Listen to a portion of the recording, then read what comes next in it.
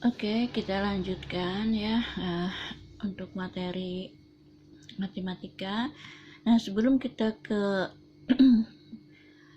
materi deret ukur, nah kita ingin melihat dulu apa yang sudah kita bahas ya di video kedua. Nah, mengenai deret hitung ini kita terapkan ke bisnisnya ya, kasus bisnisnya. Nah, di sini kalau deret hitung dalam penerapan bisnis, ini ada contoh ya, contoh soal. Ya, ini misalnya dalam sebuah perusahaan penjualan sepeda motor atau penjualan yang bergerak di bidang apa saja ya, artinya penjualan. Nah, penjualan pada tahun 2010, nah itu terjual 100. Ternyata pada 2009, 2008, 2007, nah ini turun ya. Nah, jadi mulainya tuh kita membacanya dari sini ya mungkin ya. Nah, pada tahun 2002 penjualan kita itu besarnya 60 unit. 2003 65. Nah, jadi semakin meningkat ya, penjualan kita itu semakin meningkat. Dari 60, 65, 70, nah tahun 2005, 75, 80, 90, 95, dan 100. Nah, pada tahun 2010 terakhir itu adalah 100. Nah, pertanyaan kita itu tentukan jumlah penjualan 9 tahun terakhir. Nah, jadi di sini kita lihat penerapan rumus kita. Nah, di sini A-nya mana? A-nya itu adalah 100 ya kan, tahun pertama penjualan terakhir di dalam deret ini. Nah, suku pertama itu adalah 100. Nah, jadi bukan di 60 pada tahun 2002, tapi pada tahun sekarang ya, tahun sekarang itu mungkin 2010 ya. Nah, jadi A-nya itu adalah 100. Pembedanya itu adalah 5, 100 ke 95, 95 ke 90, 98, 5. Nah, ini itu adalah 5. Nah, N-nya itu udah 9 tahun. Nah, 1, 2, 3, 4, 5, 6, 7, 8, 9. Ya, N-nya itu udah 9. Nah, sekarang ditanyakan kan jumlah penjualan 9 tahun terakhir. Nah, kalau kita secara manual bisa. Nah, 100 tambah 95 tambah 90 tambah 85 tambah 80 tambah 75 tambah 70 tambah 65 tambah 60. Nah, itu secara manual ya, menambah menjumlahkannya.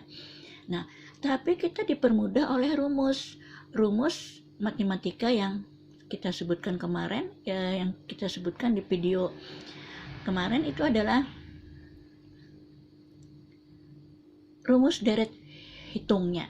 Nah, di sini rumusnya dn jumlah yang terjual itu adalah dn sama dengan setengah n 2a plus n min 1b ya. Nah, kita jalankan aja, setengah n kan setengah kali 9, n-nya 9. Nah, kemudian n-nya pembedanya kan adalah 2 kali 100 ya. Kita kalikan 2 kali 100, A-nya 100, 2 kali 100, N-nya 9 min 1, B-nya itu pembedanya itu adalah 5. Nah, di sini di N setengah N itu adalah 9 ya kan, 9.